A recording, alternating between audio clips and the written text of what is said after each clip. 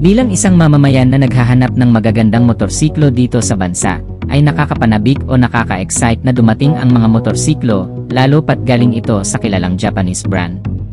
Ang mga motorsiklo ng Japanese brand na Yamaha na nauna nang inilabas sa karatig bansa natin sa kontinenteng Asia na tiyak panigurado ay papatok dito sa ating bansa.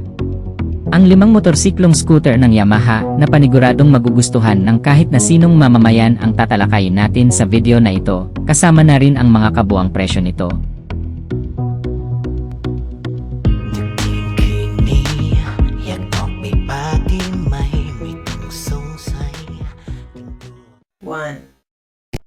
Yamaha Lexi 125. Isa sa pinakamagandang motor ng Yamaha at sigurado ako na kung ilalabas ito sa Pilipinas ay isa ito sa pinakamabentang 125cc scooter category. Ang Yamaha Lexi ay isa sa pinaka-inaabangan na 125cc scooter sa Pilipinas at nitong nakarang August 2021 ay may nilabas ang Yamaha Philippines, ang Yamaha Mio Gear 125 na halos magkapareho ang hitsura sa Yamaha Lexi 125. Kung mapapansin nga natin ay panay labas ng 125cc scooter ang Yamaha at masasabi natin na very unpredictable talaga ang Yamaha dahil kung tutuusin mas madami ang may gusto sa Yamaha Lexi kaysa sa Yamaha Mio Gear, pero instead na ilabas ang Yamaha Lexi ay Yamaha Mio Gear pa din, and we hope na sa taong ito ay may labas na ang ilang mga motor na inaasam-asam natin.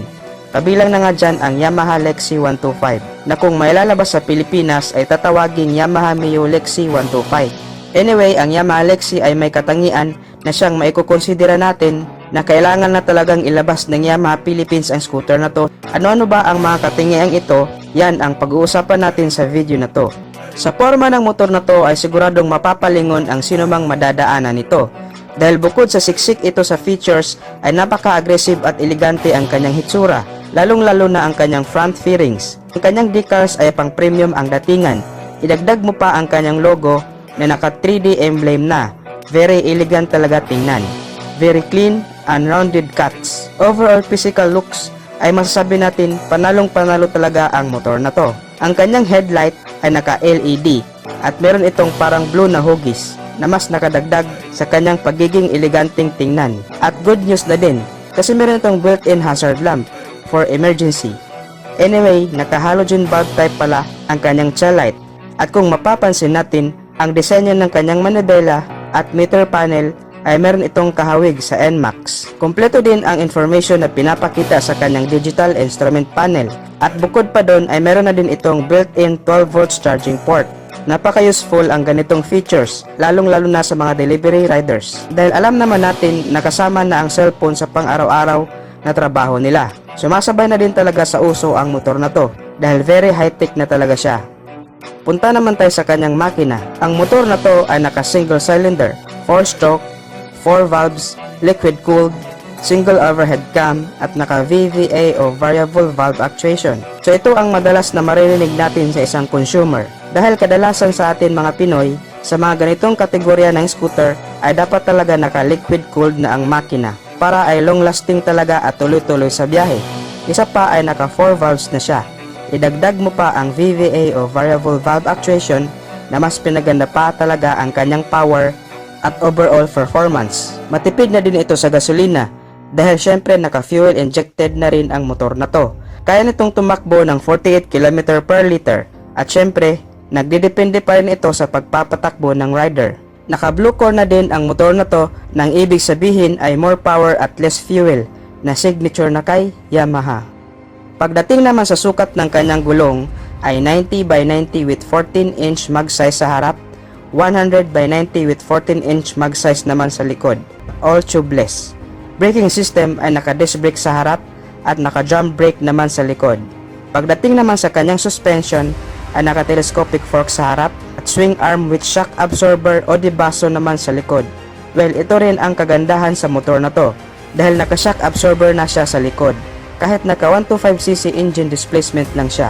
Maganda ang features na to dahil kahit nasa malulubak na daanan ka ay smooth pa din ang pakiramdam mo dahil sa malakas ang absorption ng kanyang shock. At syempre ang pinakagusto ng mga Pinoy, ang flat floor footboard na very useful talaga dahil pwede itong paglagyan ng groceries at iba pang mga luggages. Meron din itong helmet hook at mini side pocket sa harapan. Equipped na rin ito ng stop and start system na kusang namamatay ang makina kapag nakahinto ng ilang segundo ang motor at kusa na rin itong umaandar kapag ipihit na ang silinyador. Siyempre, ang pinaka-purpose po nito ay para mas makatipid pa sa gas at bawas polusyon na rin. High-tech na din ang motor na to dahil naka-smart key na siya, less hassle na sa pagpapaandar ng motor. Meron naman itong 4.2 liters of fuel tank capacity. Ang kanyang underseat compartment naman ay 10 liters at unfortunately ay hindi pa kasya ang isang full face helmet. Punta naman tayo sa kanyang dimension. Meron itong 1135mm na taas, 1970mm na haba, 720mm na lapad, at ang kanyang seat height ay nasa 785mm. Ground clearance ay 133mm. Ang kanyang bigat naman ay 112 kilos. Sa bansang Indonesia ay meron itong SRP na 21,710,000 Indonesian rupiah at kung i-convert natin ito sa Philippine peso ay nasa 77,800 pesos. Ang price naman ng S version ay 24,700,000 Indonesian rupiah at kung i-convert natin ito sa Philippine peso ay nasa 88,800 pesos. Ang ABS version naman ay 27,310,000 Indonesian rupiah at kung i-convert natin ito sa Philippine peso ay nasa 97,900 pesos. Tinaguran itong The Little Aerox at nabibilang sa 125cc scooter category ng Yamaha. Meron itong karakter na wide flat floor footboard o gulay board na very useful talaga na paglagyan ng luggage. Anyway, ang pangalan pala ng scooter na to ay Yamaha Cygnus Gripus. Himayin natin kung ano-ano pa ang nasa scooter na to. Hindi natin may pagkakaila na sa Pilipinas ay nangunguna ang small displacement scooter na may gulay board. Bukod kasi sa mas mura ito, ay sobrang tipid pa sa gas at madaming pwedeng paglagyan ng luggage dahil meron itong spacious footboard. By the way, tinagurian pala itong The Baby Aerox dahil ang pormahan ng headlight o front fairings ay may hawig sa Yamaha Aerox 155. Meron itong exact 124 cubic centimeter engine displacement, 4-stroke single cylinder, single overhead cam with 4 valves, liquid cooled at fuel injected. Naka blue core na signature na kay Yamaha, so kapareho lang ang engine characteristic ng 125cc scooter ng Yamaha dito sa Pilipinas. Medyo advanced lang ang scooter na to dahil meron siyang VVA o variable valve actuation na kung sa atin sa Pilipinas ay 155cc displacement pa lang ang naka VVA. Compression ratio ay 11.2:1. Pagdating naman sa kanyang maximum power ay 12 horsepower at 8,000 RPM. Maximum torque ay 11 Nm of peak torque at 6,000 RPM. Ang kanyang fuel tank capacity naman ay 6.1 liters. Ang kanyang fuel accessibility ay nasa harapan just like Mio Gravis. Set height ay nasa 785mm. Ground clearance ay 125mm. Ang kanyang tire size naman ay 120 by 70 with 12-inch mag size sa harap at 130 by 70 with 12-inch mag size naman sa likod. All tubeless. Ang kanyang braking system naman ay naka-disc brake sa harap at disc brake din sa likod with ABS o anti-lock braking system at UBS o Unified Braking System. Ang kanyang bigat naman ay 125 kilograms. Ang ilaw naman ng motor na to ay naka-full LED na at ang kanyang tail light at muffler ay very sportier tingnan. Very wide na din ang kanyang underseat compartment na kasya na ang isang full face helmet. Ang kanyang panel gauge ay naka-fully digital at resembles din ng sa Yamaha Aerox. Meron din itong USB socket charger na pwedeng pag-charge ng cellphone. Mas pinatibay naman ang kanyang architectural frame na very confident sa kahit na anong bangkingan sa daan. Ang price naman ng motor na to ay nasa 357,500 Japanese yen at ang WJP 68th anniversary ay nasa 368,500 Japanese yen. Karamihan ng mga tao dito sa Pilipinas, scooter motorcycle na ang pang-araw-araw na pangunahing ginagamit bilang pang-service sa trabaho, sa opisina, panghatid sundo, pamalengke. Napakadali lang kasi nitong i-drive. Napaka-convenient at presyong pangmasa pa. Kaya pumatok talaga sa Pinoy ang Yamaha Mio at Honda Click 125 dahil sa abot kaya ang presyo nito. Kaya nga hindi masyado pumatok ang mga naglalakihang bersyon ng maxi scooter kagaya ng T-Max, Boardsman 650, Forza 750. Hindi nga rin kasi ito praktikal gamitin dahil bukod sa masyadong mahal ang kanyang price tag ay napakalaki din ng kanyang overall body size at medyo mahirap siya isingit-singit sa traffic. Kaya nga ginawa nito ng paraan ng ibang motorcycle company na maglabas din ng smaller version ng kanilang mga high-cc maxi scooter. Para naman at least bukod sa mga Mio at Click, may iba pa silang pagpipilian.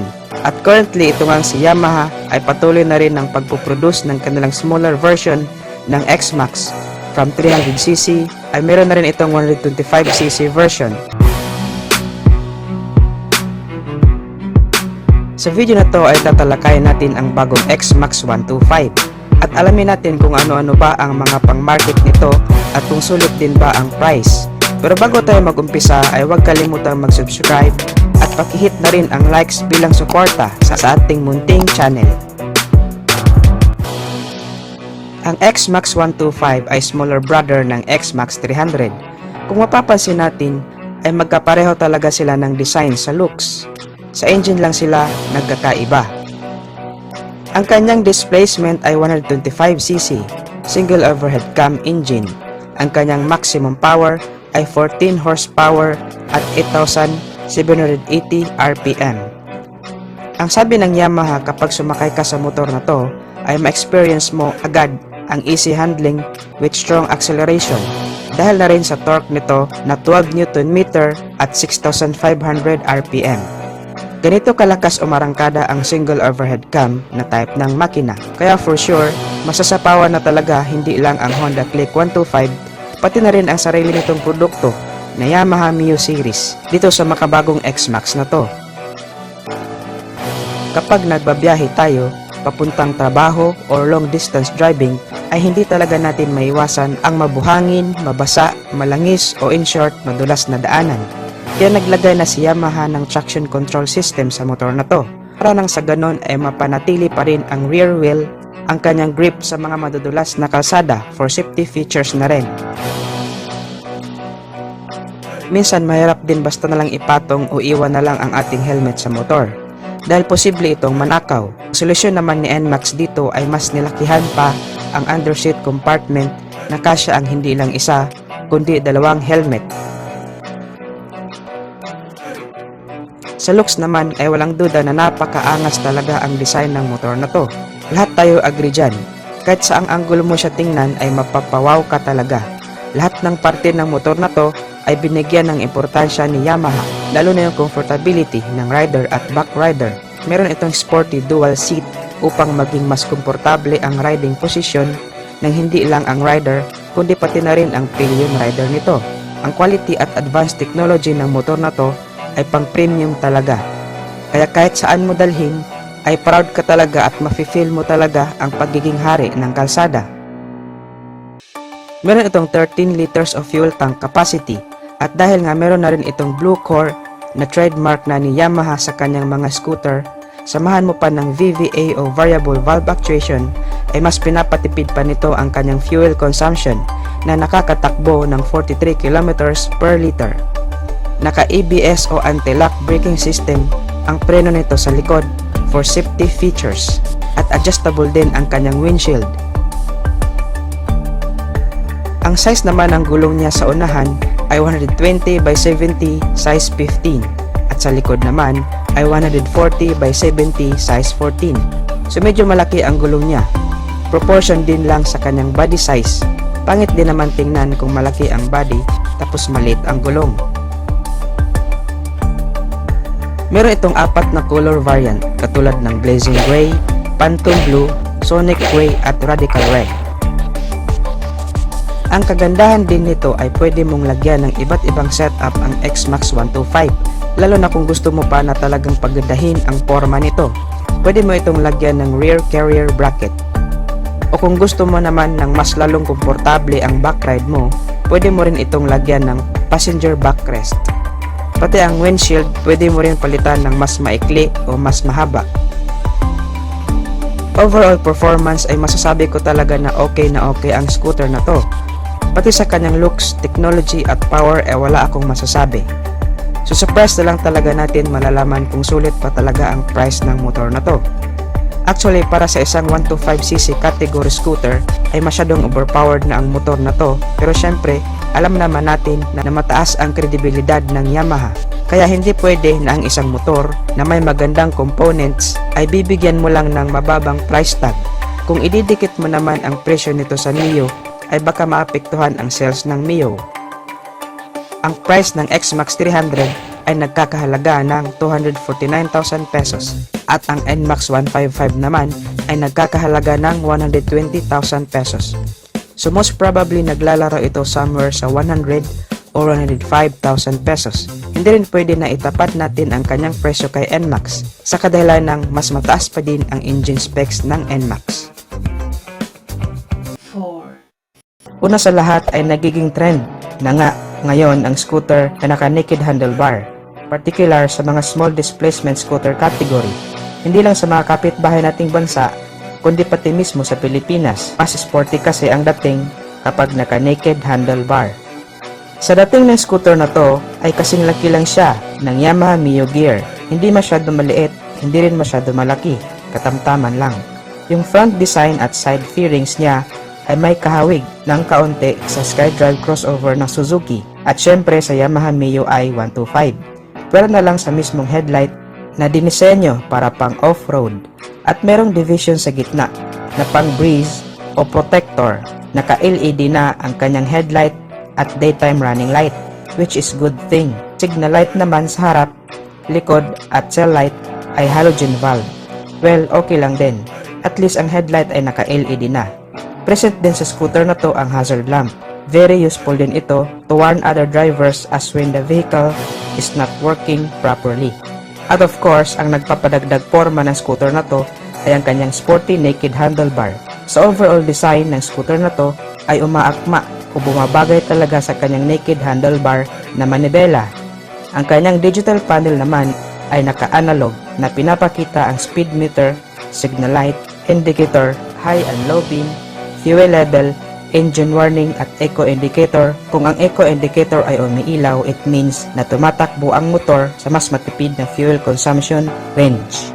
Meron din itong answer box system at nakatradisyonal na disusi with K-shutter. Very spacious din ang kanyang footboard o gulay board. Plus points din ito para sa atin mga Pinoy. At ang disenyo ng kanyang upuan ay pang adventure with the handle grip. Nakadagdag pogi points din sa sporty looks na scooter na to.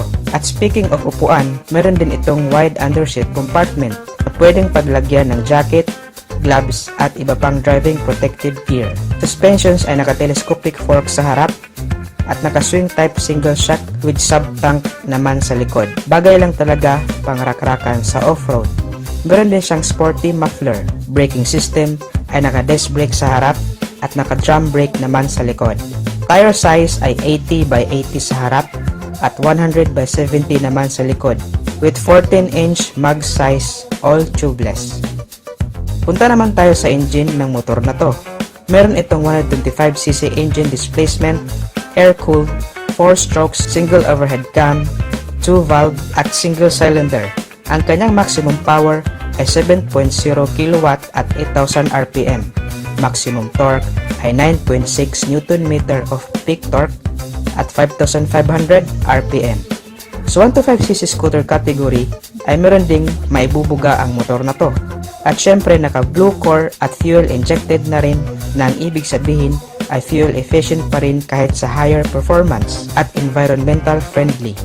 Bago ko pala makalimutan, ang motor na to ay naka-diesel cylinder at forged piston na mas magaan ang cylinder body design, heat resistant at matibay. Starting system ay electric start at kick start. Ang kanyang timbang naman ay 98 kilograms, napakagaan lang.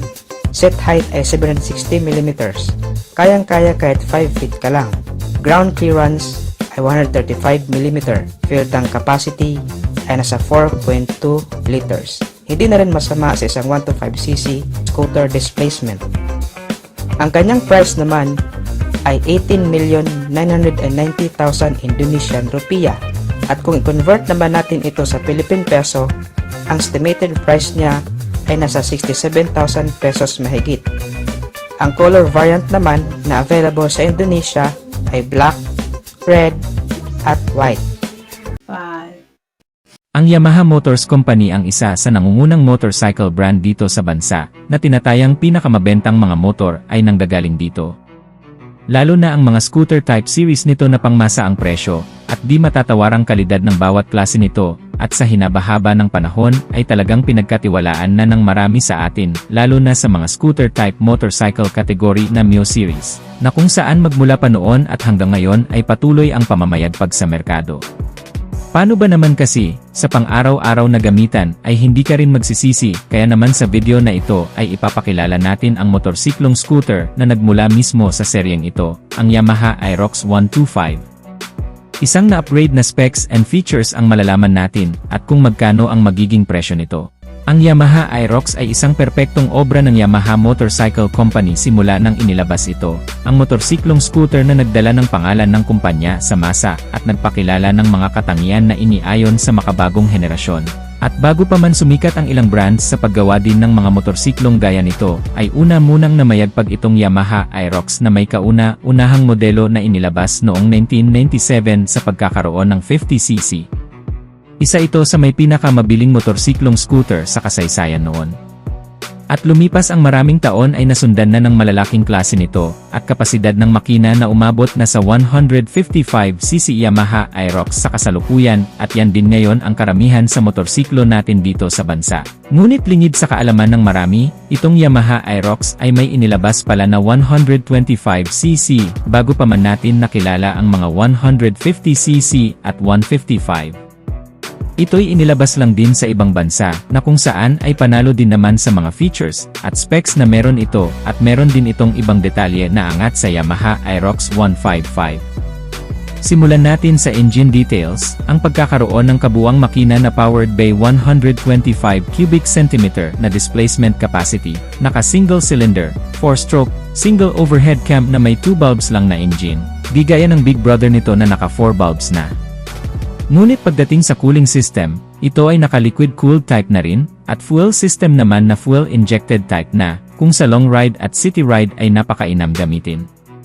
Pagdating naman sa engine performance ay may sinabi rin talaga, ang pagkakaroon naman ng maximum output na 11.4 horsepower sa kada 9,000 RPM, habang ang maximum torque naman nito ay 10.4 Nm sa kada 6,500 RPM. Medyo may kalakasan din talaga dahil ito ay ginagamitan din naman ng VVA o variable valve actuation at sinamahan pa rin yan ng Blue Core technology sa buong makina nito. Kaya naman sa average top speed ay hindi na magpapahuli sa abot kayang bilis na nagagawa na umaabot naman sa 100 km/h. May kabilisan pero may ibibilis pa naman depende sa magdadala. Ang compression ratio nito ay 10.4:1. Pagdating naman sa fuel tank capacity nito, ito ay may 3.8 liters na full tank na sobrang tipid din naman makakonsumo sa gasolina na umaabot sa 50 km/L. Unlike sa big brother nito na may kalakasan sa gasoline. Yan din kasi ang nagagawa ng mas maliit na kapasidad ng makina, at bukod pa dyan syempre, dahil nga sa mas maliit na makina ay may magaang timbang din ito na umaabot naman sa 102 kg lamang, mas madaling imanyobra at dalhin.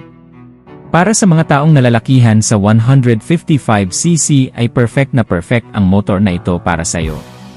Para naman sa mga features na meron itong Yamaha Aerox 125cc na masasabi nating angat sa kanyang big brother, ay ang pagkakaroon nito ng front flat footboard na kung saan meron ng extra space o lagayan ng ibang bagay sa pagde-deliver. Meron na rin itong kasamang side stand kill switch. Pagdating naman sa kanyang starting system, bukod sa electric push start, ito ay may kasama ng kickstarter. Isa sa kagandahan nito, dahil kapag nalobat or hindi na mapagana sa electric push start ay pupwede mong paganahin sa kickstarter nito. At bukod pa dyan syempre, kahit papano ay malawak na rin naman ang compartment storage nito na kasya ang isang full face helmet. Ang mga ilaw naman nito ay naihahawig din sa disenyo ng big brother nito, at syempre ang kagandahan din sa motorsiklong to ay ang headlight, naka full LED na, maliban na lang sa mga turn signal lamps at ang tail light nito na naka bulb type pa. Pagdating naman sa instrument cluster nito, ito ay naka-analog type pa, Huli nga lang ng kaunti sa ibang modelo, pero kung titingnan naman ang front portion nito sa may handlebar ay napaka-sporty naman. Dahil sa ginamitan nito ng naked handlebar katulad ng sa Yamaha X-Ride 125. May lock na rin ang braking system nito na kung saan sa mga paahon na kalsada o parking ay hindi rin basta-basta andar o usog man, para naman sa mga sukat ng gulong nito sa harapan ay may kabuang size na 70x90R14. Habang ang rear tire size naman nito ay 100x70R14, pareho na itong naka-tubeless. Naka-alloy wheels na rin ang mags nito, at sa mga braking system naman sa harapan, ang brake nito ay naka-single disc brake, habang ang rear brake naman nito ay naka-drum brake type pa. Para naman sa chassis and suspension, sa front ay ginamitan ng telescopic fork, habang ang rear suspension naman nito ay naka-monoshock absorber na parang sa Honda Click na may single shock absorber lang din sa rear suspension na siguro ay dito rin itinapat ng Yamaha, ang Aerox 125cc. Sa kabuang sukat naman nito, pagdating sa kanyang seating height ay very compatible din naman sa height nating mga Pilipino na may kabuang sukat na 765mm. Ang ground clearance nito ay nasa 135mm naman, at ang kabuang presyo nito sa bansang Indonesia, ito ay nagkakahalaga ng mahigit sa 18 million rupees na kung i-convert natin sa Philippine peso, ito ay aabot lamang sa halagang 65,000 pesos. Napakamura kung tutuusin kumpara sa ibang motorcycle brand na may 125cc na motorsiklong scooter. Pero syempre, kapag dumating ito sa bansa, mas tataas pa ang presyo nito na siguro ay itatapat din sa presyo ng Honda Click 125 na 81,400 pesos. At kung pag-usapan naman ang availability nitong motorsiklong to, ay unang inilabas bago pa man ang Yamaha Inmax 155 at ang big brother nito na Yamaha Aerox 155cc nito sa merkado, at sa bansang Indonesia lamang din ito unang inilabas.